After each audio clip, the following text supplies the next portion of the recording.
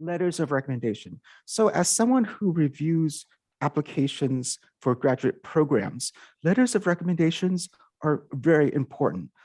I've noticed that there are a lot of great students. So a lot of students with high performance, great grades. So great grades and being a great student won't guarantee you admission into a program. So letters of recommendation is one of the ways that can make a difference, can set you apart from the other great students.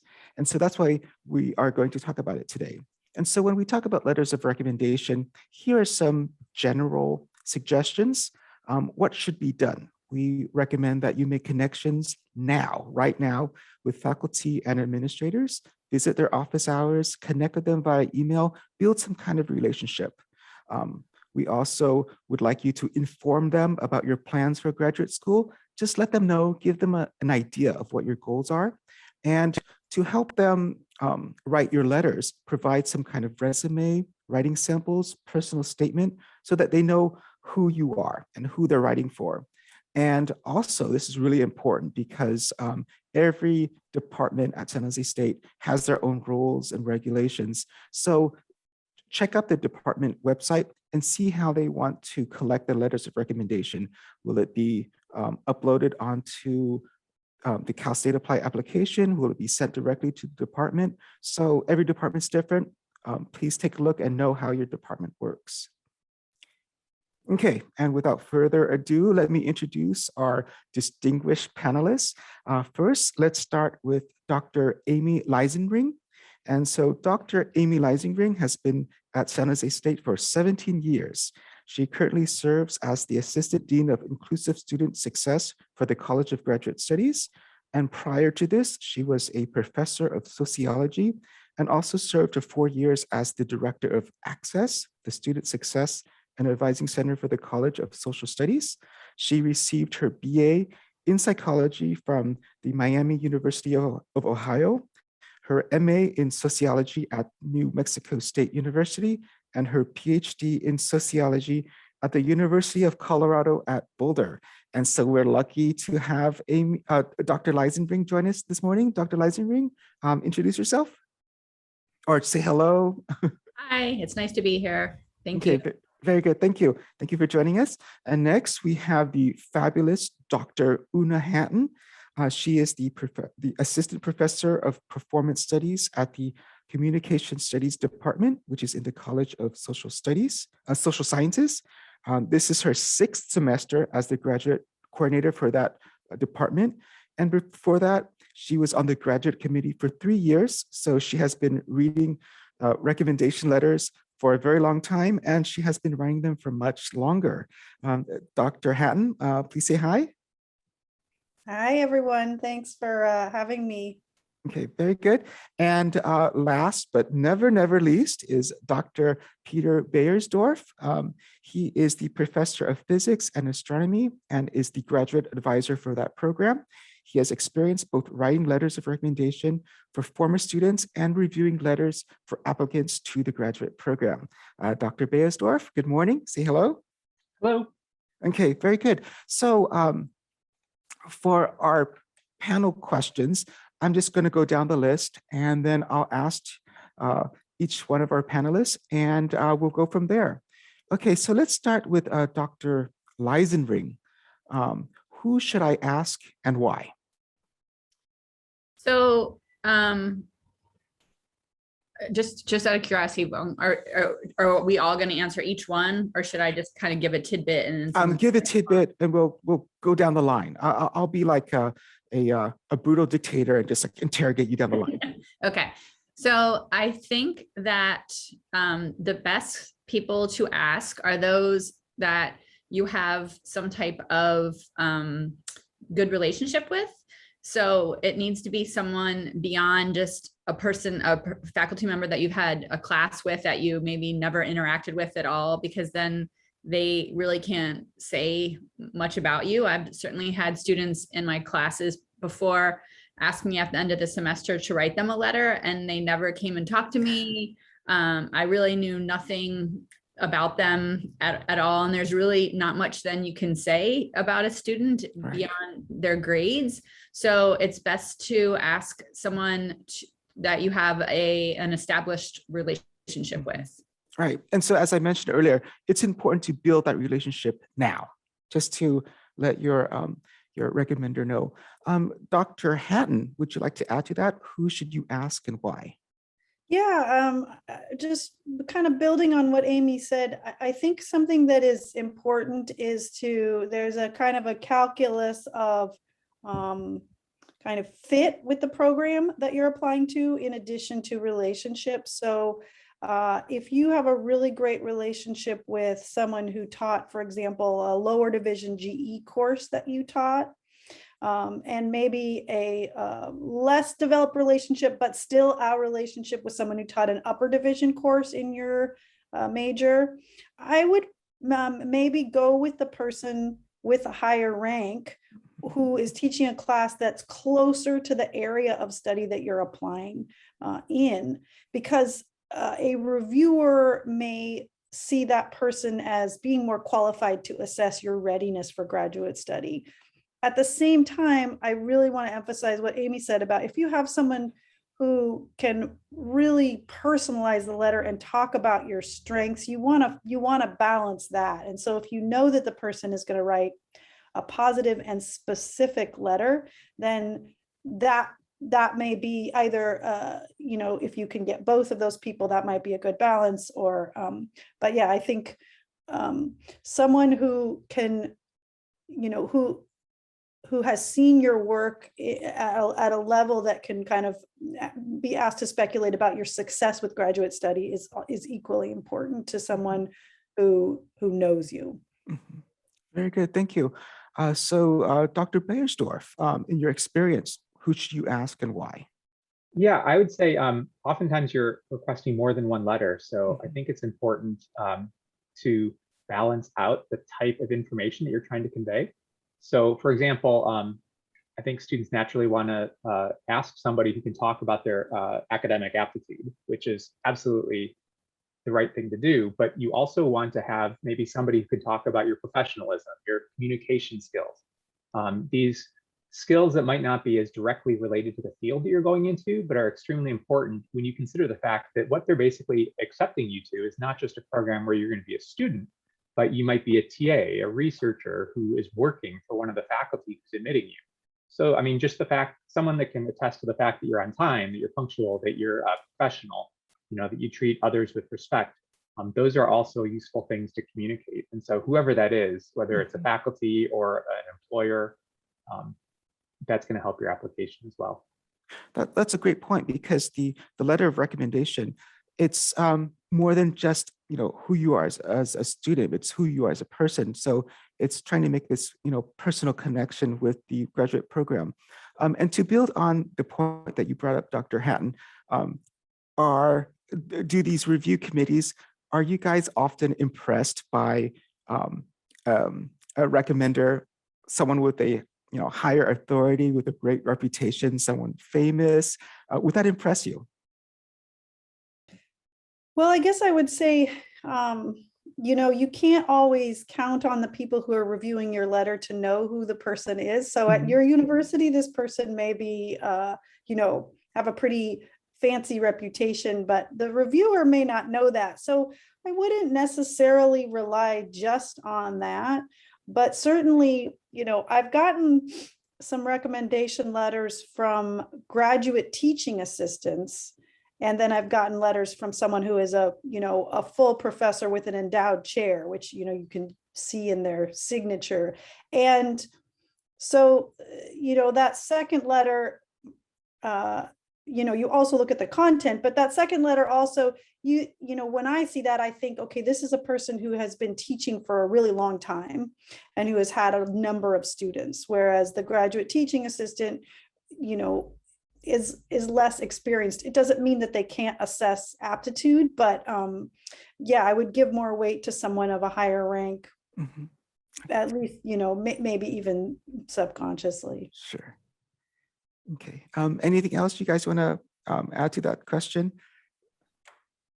I would like to just say that sometimes it can be, well, let me back up. I completely agree with Dr. Hatton about that the position or rank of the recommender can matter. But if a student has really only developed close relationships with lecturers or graduate teaching assistants, then that's preferable than having a impersonal letter from a professor of a higher rank that maybe you just took one class with and doesn't really know you. So I would err on the side of someone who can really go into detail about your strengths and your academic skills, with the caveat that yes, rank does matter to some committees, but it's more important, I would say, that someone could really give a detailed letter about who you are as a person, because it is true that for some students at San Jose State and other places, there's just not that many opportunities to get to know full-time faculty or full professors, because a lot of classes are taught by lecturers or adjunct faculty. So just something to keep in mind. Good. Yeah, I definitely agree with that. Yeah, yeah. Okay, very good. Okay, so let's move on. How do I approach someone I'm considering asking for a recommendation? What are some tips? What makes you more willing to write this letter or not? Are we going? Oh, I'm sorry. Let's start with Peter this time. Sure. You know, the reality is most students are going to contact a potential recommender by email. And I think when you do that, you should get right to the point. You know, I'm interested in a letter of recommendation. Explain what it is that you're applying for. Is it a graduate program? Is it a summer internship or a job? And then summarize your interactions with the person. So you may remember me from the class that I took 2 years ago. I regularly attended your office hours. You know, I struggled on the first exam, but I improved. Basically put in all the little speaking points that you expect that they could put into your letter, because that will give them a basis for remembering you fondly and writing a good letter. And why make them try to recall those details? If you can't recall those details, they can't. So make it easy for them and put it right there in the intro letter. Very good points. Thank you, Dr. Beyersdorf. Let's go with Dr. Hatton. How would students approach you? Yeah, I think that's a really good advice to, you know, help the faculty member remember who you are and why you stand out. You can also talk about, you know, details about the specific class that you took with them, maybe a meaningful project for you from that class, something you took away from that class. You know, another thing that is helpful to me, I actually have, whenever anyone approaches me, I have a Google form that I ask students to complete if they want to do a recommendation letter. Not everyone does that. But the more information you can provide to them, the better. So another thing you could put in your initial email would be that, you know, why you're interested in pursuing graduate study. Mm-hmm. Okay, very good. Thank you. Dr. Leisenbring, would you like to contribute to that question? I don't have much to add in addition to what's already been said. I would just like to kind of get back to something that you, Fung, had mentioned in your intro, just about the importance of establishing relationships early on. When I was teaching, I always say on the first day of class, you know, if you think you want to get a letter of recommendation from me, come and, well, now maybe it would be virtually. This was pre-pandemic, but make sure that I know who you are. So, because if someone approaches me and I don't remember them at all, that's not always a good sign. I mean, my memory is getting bad the older that I get, but you know, you want to stand out to the professor. So you want to go to their office hours just to introduce yourself. You want to make sure that you talk in class. If it's a discussion-based class, you want to show the professor why they should be giving you a good letter of recommendation, so that then when you do approach them, they think, oh yeah, of course, you know, so-and-so would want a letter from me. They're a great student and I know them and I'm familiar with their work. So I think that just to take a little bit of a different approach to this question, it's just really important to be cultivating relationships with people that you think you might want letters from. And, you know, you might not even know you want to go to graduate school. And then all of a sudden you're at a point where, oh, I never really, you know, got to know any of my professors and I don't have anyone to approach. So it's something just to be, it's really good practice and it helps you likely do well in your classes too, just to get to know your professors. That's And great. if I can add Sure. one thing to that, as you're cultivating these relationships, you know, definitely talking to them face to face is great, and you should do that. But you should also make sure that written communication is part of that. So include emails now and then, just reminding them, hey, I'm planning to stop in your office hours, things like that. Because one thing that does is when the faculty goes to write the letter, one of the first things they're going to do is they search your name in their email box to find that request that you sent them to figure out, okay, what's that due date and such. And if there's a list of, you know, correspondence that you've had over the years, highlighting all the times that they've been interested in something you talked about in class or come to your office hours, that's very helpful. If it's all verbal communication, they're not going to have a record of that. And I, you know, most students aren't aware, but instructors, you deal with so many students. I mean, I can imagine how you keep track of students and how you remember which students. So planting those seeds, establishing that kind of rapport, that is a wonderful, wonderful recommendation. And I also think that just building that rapport with the teacher, that makes for a great learning experience as well. So you're not only establishing any kind of future chances of writing a letter of recommendation, but you're also engaging yourself more as a student. So those are wonderful suggestions. Thank you. So let's go on. What can I do to assist my reference with writing the letter? Should I provide them with any materials? Let's start with Dr. Hatton. Yeah, so I would say, and this is kind of in alignment with everything else we've been saying thus far. I would suggest an initial email request, and I would, remind them who you are, let them know that you want to go to graduate school, as Peter recommended. Let them know the deadline for the letter, and ask them if they would be willing to write you a letter, and then they'll probably respond, and maybe they'll never respond, in which case, don't fret about it, move on. But they might respond and say, yes, like I would say, yes, please fill out this form. They might say, please come to my office hours, or they might say, yes, please send me information. And then at that point, I think you could, send them the materials. I mean, you could also do that in the initial email. I guess that's sort of a personal style thing. Some people might be afraid they don't want to seem presumptuous, but it might also make you look very prepared if you say, I'm attaching, my statement of purpose and my, my resume, and my transcript or whatever it is. So I think either way would be good, but I would say when they do write you back, be prepared. So then that's not then another week until you send them the materials. So maybe just sort of assume that they're going to say yes, have the materials ready. So if you don't send them in the initial email, you can respond very quickly with that. At least a draft of your statement of purpose is always really helpful, because then the recommender knows that they're not, contradicting something that you're saying. Very good.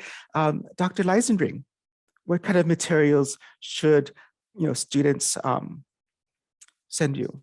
I would always find it helpful when I was going to write a letter for a student, like Dr. Hatton said, to see the student's statement of purpose. But it was also really helpful if they could provide me with a paper from my class that they did particularly well in, or reference that if I have it electronically, could you relook at this project, and then I can actually bring that up in my letter. Oh, so-and-so, wrote this amazing analysis of gender theory, blah, blah, blah, blah. And in a paper for my class. So I think if you have example of work that you did really well on that can help kind of jog the professor's memory and give them something concrete to discuss in their letter. Wonderful. Dr. Beyersdorf, how else can students be helpful to you? Yeah, also let us know something about the position you're applying for. So if it's, a graduate program in the field that we teach in, then we're probably familiar with what's expected, but it might be in a different field and it might require different skills. And so helping us understand, what you're going into is going to be helpful. It's if we can write a strong letter of recommendation for you, we want to help you. And so knowing what skills the application process is expecting will help us do that. Very good. Thank you. This next question. Oh, go ahead, Dr. Leisenbring. I just wanted to add one thing. It's if a student is applying to multiple places, it's really helpful to give the recommender a deadline of when the letters need to be sent and the format of the letters. Almost all letters now have to be electronic, but not in every case. So for me, it really helps to know, okay, I'm planning on sending 5 letters for this student. This is when they're all due. This is the format, instead of waiting to get emails from the places. And, so it's good to have a checklist. So I just wanted to add that. And I think actually Dr. Hatton had her hand up too. Okay, go ahead. We're also excited. We're waving our hand. I know, it's amazing how exciting we can get about this topic. To add on to what Dr. Leisenring said, yes. And also, I would assume that the instructor is going to send the same letter to every program with, maybe the program name changed, unless you specify, please tailor this letter to focus on this aspect, and realistically, if you're applying to 6 schools, they may not be able to write a customized letter for each one. But if there's one, I don't know, that's specific to some component. So in my instance, maybe like this program is specifically about intercultural education, so please emphasize that. But in the other letters, you can speak more generally about communication studies. That's helpful. And I also, on the form that I asked students to fill out, I asked them to tell me what specific strengths they want me to emphasize. Because if they're going to say in their letter, I'm really organized, or I will work really well independently, then it's helpful to have you confirm that in your letter. Thank you. So this next question, it's a bit vague, so I'll sort of interpret it. What does the letter of recommendation process look like? I think I'm more interested in what the review process is like once the review committee receives an application. How are these letters of recommendation process reviewed? What stands out? What works and what doesn't work? So let's start with Dr. Beyersdorf. Yeah, so it's going to depend obviously on the where you're applying. At some programs, like our physics program at San Jose State, we have a small committee that reviews the applications and then makes a decision on each application. Mm-hmm. Other schools will actually share the applications with all the faculty and say, if there's somebody in this school that interests you, advocate for them. And so knowing a little bit about the way that different schools admit students can help. And this will show up if you ask, like, am I admitted to your program, or am I admitted to a specific research group, or whatever the equivalent of that would be for the field that you're in, under a specific faculty. We'll let you figure out whether you need to write a letter that's targeted broadly or more towards a specific job or subfield within that program that might be overseen by one particular faculty. Okay, great. Dr. Leisenring, what goes on behind closed doors? I would say that there's a couple of things that I'll talk just about what when I was on committees, what would stand out to me in a letter. Anything where the professor or the recommender is saying something like, this is one of the top students that I've worked with, or that this student has, if you could pick a certain skill, like Dr. Hatton said, what strengths, I could say this student is one of the strongest writers that I've ever worked with. But I also think that sometimes, students might have a bad semester or two, and it's important then, if that happens, to talk to the recommender and see if they're willing to explain to the committee what happened, and I've done that before. I've said, so-and-so had a rough time, in the spring of 2020, but they really showed a lot of determination and grit and resilience and bounced back. And so I don't think it has to be the case that you can't approach a professor, even if you did poorly in one of their classes, if then later on you made up for it, or if there was a reason, and then you can have the professor kind of explain that. So those are the things that would stand out to me, and really just an understanding of that the professor is really advocating for this student. And it's not because you do on these on these evaluation committees, you see a lot of letters that you can just tell either 4 or 5 sentences. And sometimes that's because it's the reviewer isn't probably doing the best job, but sometimes it's because you can tell that they just don't have a strong sense of the student's ability to achieve. So those letters stand out pretty strongly as well, the mediocre letters. Right. Okay, very good. Dr. Hatton? Yeah, I guess I would just say yes to everything that's been said so far. And when I'm reading letters, they usually fall into kind of 3 camps. One is like, I'm sort of neutral / fine on this student. I like this student, I support them, and I want them to succeed. And I'm genuinely impressed by this student in some way. And if you can get into that 3rd category, as Amy said, in any way, I can usually tell when a writer is yes, sincerely impressed with someone.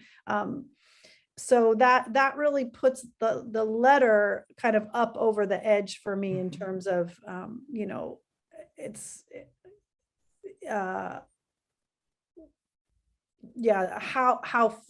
to what level the recommender is really advocating for this person. Very good. Very eye-opening. So let's go on to our next question. How much time should I contact my recommenders in advance of the deadline? How much time would you like to have to write these letters, besides as much as possible? Let's do, I'm sorry, go ahead, Dr. Hatton, go ahead. Sure. I usually say a minimum of 2 weeks. I obviously prefer longer. A month is great, but a minimum of 2 weeks which is not to say I haven't written them under shorter circumstances, but 2 weeks is I think is good. But I love it if someone emails me in October and says, hey, I'm applying in January. I do really like that as well. Very good. And just to add on to your answers, give us a figure of how many letters of recommendation do you usually write, or have you written, per semester, per year? Ballpark figure. I think the most that I've ever written was 11, but usually it's more like 4 or 5. Right. Okay. Very good. Dr. Leisenring, how much time would you like to have? I think that I know of some professors that want up to a month. So I think it's best, as soon as ask your recommender how much time they want, because some don't mind a week, some don't, 2 weeks. I would say that for me, that was also what I preferred, but some want more than that. So I think it's always best to ask the recommender. And one thing that I would also just remind students about is that just as oftentimes students turn things in at the last minute, so do faculty. And sometimes faculty upload the letters, the night before the deadline or the day before the deadline. And I've had the experience where I have done that, but if the student's kind of panicking and just emailing me like every day, are you going to do this? Are you going to do this? Are you going to do this? And if you start to get concerned, you could maybe send one email, but I do not recommend, telling the professor over and over again, like, when is this going to happen? When is this going to happen? Because that's slightly annoying. That's not really a good strategy, but yeah, that's all that I have to say about that. Okay. And Dr. Beyersdorf, anything Yeah, you'd like to? I agree with the 2 weeks sort of being the minimum. As a practical matter, you don't want to wait that long because if the recommender is not willing to write the letter, you're going to need to scramble, and now you're within that 2 weeks. The other thing is, they might say, "Oh, I'd be happy to do that. Let's schedule a meeting so we can talk more, so I can get to know you a little bit better, refresh my memory." And that's where it's going to be challenging, because trying to coordinate a time to meet, it's maybe easier now if we're doing things on Zoom than it used to be when you had to meet in person. But that could take 2 weeks right there just to schedule something. So maybe a month is a reasonable time frame. Very good. Okay. And at San Jose State, we have this great tradition of having returning students. So quite a few of our students, they've graduated with their undergrad, and they've gone out into the world, had jobs, had children, and they finally decide to return to school. And so this question is for those returning students. If I have been out of school for some time, how should I go about asking for a letter of recommendation? How can those returning students, how can they get their letters? Let's start with Dr. Beyersdorf. Yeah, well, I'll bring it back to something that I mentioned at the beginning, which is the letters shouldn't solely focus on your academic aptitude. So while you might go back and try to track down, that professor you had 10 years ago, you can also think about someone who can write something about, what you've been doing since, or maybe your motivation for going back. A letter from your husband or child is probably not going to carry the weight of a more impartial observer. But if you've been working or something, you could have, a supervisor or someone who could write something that would be useful. And Dr. Leisenring. Yeah, I think this also is another really good reason to save your work from your classes, because, if it's been 10 years, you might want to remind the professor, this is the work that I did for your class, because as the time goes by, it gets harder to remember students. One thing that I've had students do that I have mixed feelings about. So sometimes I'll have a student graduating and they'll say, I need a letter. Can you write it for me now, without having a program that they're applying to? That's really not a good strategy, because you want the letter to be tailored to the program that you're applying to. I always say, well, I'm not going anywhere. Hopefully. So, feel free to reach out to me when you actually need a letter. But I do understand that sometimes, lecturers or faculty leave and it might be hard to get in touch with someone. So I know of some students that have had success asking a professor, could you just write a generic letter? But a lot of programs also want to make sure that this, it wants to come directly from the professor, so they know that it's confidential. So it's not really the best strategy to do that for a lot of reasons. And that's why it is good, like I said, just to kind of keeps things from the course that can jog the professor's memory about who you were and the work that you did in the class. And as Dr. Hatton mentioned earlier, those generic letters, they stand out. Dr. Hatton, would you like to contribute anything to that question? Yeah, I had two things. One is I actually recently got an email from a former student who I was happy to write a recommendation letter for. And she sent me a pretty detailed email about what she had been up to since she had been out of school. And so, as well as describing some meaningful assignments that she had done in my class. So I remembered who she was, and then I was able to kind of craft a narrative based on, what had been the content of the class and how I could see her motivation for returning to graduate school in the work that she had pursued since being in undergrad.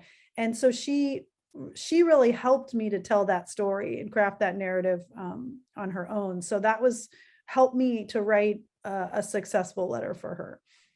The other thing I would say that we haven't mentioned yet that that Amy sort of touched on is if you're applying through Cal State Apply or actually to any other university, it's really important to waive your right to see the recommendation letter. And I'm surprised that this isn't reviewed more often. But this might seem like an overstatement, but the concern is that if you do not waive your right to look at the recommendation letter and the referee knows that you're going to be reading it, it may influence what the content of the letter. Now, is that true? Is that not true? Do we need to make a big deal about that? I don't know. But by waiving your right to see the letter, then the people who are reading the recommendation letters know that this person wrote this letter confident that this was information they were just going to be sending to the people who are reviewing the application. And so they can be completely, frank and above board about your potential. So always waive that right if that's an option on the online recommendation is my suggestion. People may have other recommendations about that. That's interesting. Oh, go ahead, Dr. Beyersdorf. Yeah, I have one more thing to add, just as I got a chance to think about this a little bit. But if you've been out of school for a while, maybe the first step is not to approach someone requesting a letter of recommendation, but just to approach them and check in and say, it's been a while and I wanted to give you an update on my life. And faculty generally like that, right? And it's going to put them, it's going to allow them to view you more favorably a month later when you follow up on this conversation with, I was applying for grad school. I was wondering if you could write me a letter of recommendation. Very good. So back to your point, Dr. Hatton. So if a student did not waive the right to see the letter, would that create any kind of hesitancy or any kind of issue with you as the writer of the letter? How would that make you feel? As a writer of a letter, it makes me feel like they don't understand the recommendation letter process. Okay. That's really the most, I usually would not write a negative, I would tell someone if I'm not going to write a positive letter, I find a way to tell the student that, to say, there might be someone who could write more specifically to your strengths, or, maybe a class in which you had more success would, yield a stronger letter. So, I'm not so concerned about that from my point of view. I'm more concerned about it in terms of the perception by the people who are reviewing the letters. Okay. Very good. Okay, because totally subjective. Some people are probably more concerned with that than others. Sure, because quite a few of the students I've worked with, they want that right to see the letter, and so I think you raising that point, that is, that's a game changer. So thank you for raising that point. Okay, so we are at the end of our panel, and so any take-home messages? What can students do to help you? What's the best advice to give students? Any take home? Dr. Leisenbring. I just want to add one other thing, and Dr. Hatton kind of touched on this. I think that it's a good idea when you approach a professor, to ask them not just, can you write me a letter, but can you write me a strong letter? Because there is a difference between those things. And I have told students before, no, actually, I'm happy to write you a letter, but and I can think of this very specific case where, again, I had alluded to that some students, never come to my office hours. This student had never come to my office hours, never said a word in class, and got a C in the course. And I really kind of, I don't mean to be like patronizing here, but I really wanted to ask the student, what do you think that I would be able to say? Johnny sat in the front row and never said a word and didn't really do that great. I mean, it's like, so think about that. Think about what you're giving the professor in terms of body language, skill, interaction, communication. But also then if you don't think that you, made a favorable impression perhaps on the professor, ask them, or, is the letter going to be strong? Because you should wait. I agree. You should waive the right to see it. And given that you don't know if the professors are going to say just 2 sentences, this wasn't really that great of a student. So have them tell you before. Most professors would tell you that, not all, but most. So that's just one last piece of advice I want to throw out there. Very good, thank you. Dr. Beyersdorf. Oh, I'm good. Go ahead, Dr. Hatton. Any take home advice? Well, Dr. Beyersdorf can go first. Sorry. Okay, sure. Go ahead, Dr. Beyersdorf. Well, I would definitely, look for a faculty who or a letter writer who understands and can support your interest in going into whatever program you're applying to. So whether or not they think you're, an outstanding student, if they think you would benefit from, a master's program in this or a program in that, they may be able to say, like, this wasn't the best student, but I think this student has potential. And that may be more meaningful than someone who can just say, this student got an A in my class, but doesn't understand the value to you and what you're trying to do. Okay, good. And Dr. Hatton. Yeah, I think that's really true. I agree with that. And oh gosh, I forgot what I was going to say. Give me 20 seconds and I'll think of it. It went straight out of my head. Sure. Meanwhile, she's trying to collect her thoughts. Dr. Leisenbring, any take-home messages? No, I think we pretty much covered all of the bases. I really like what Dr. Beyersdorf said,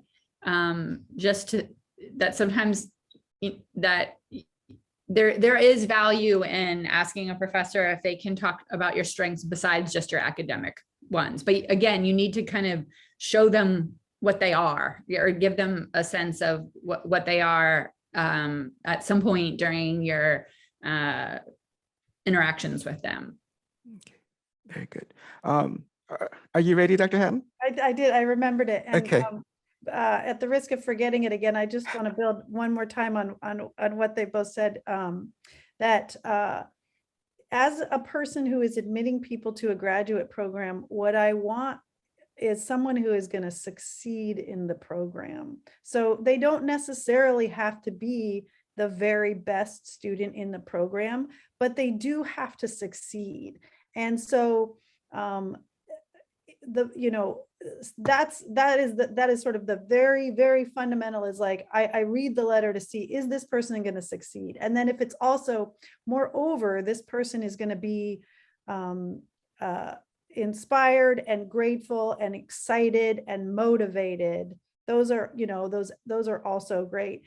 And I think that for someone who's been out of school for a really long time, if you do have to get a letter from an employer or a personal reference, if you go that route, make sure that person can address your potential to complete graduate study. And you can do that in a number of ways. You might not know, okay, if this person knows anything about chemistry, but can this person work independently? Can they follow instructions? Are they a good collaborator? Do they have good research or analytical skills in other areas? So you try to at least speak to their strengths in an adjacent way if you can't speak directly to that specific topic. Right. And not just sort of like, oh, they came to work every day and they followed the dress code. Because those skills are transferable to your prowess as a graduate student. Dr. Leisenbring, you had your hand up. Yeah, one thing we haven't talked about that is kind of a common part of some departments' application process is a form that the program asks you to fill out to rank the candidates in terms of a variety of skills and abilities, where it's much more objective, and it can tank some students potentially if they're, maybe they do struggle with writing skills, because it will ask questions like, compare this student with all of the other students you have taught. Are they in the top 5%? Are they in the top 10%? Are they in the top 30%?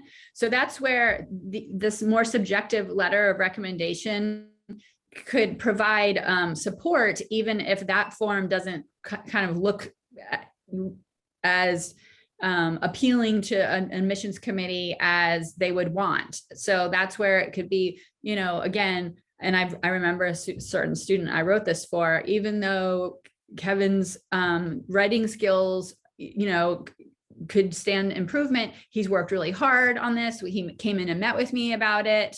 So there's places that you could kind of fill in the gaps of a narrative, because those types of forms don't provide a narrative. So that's just something to think about as well.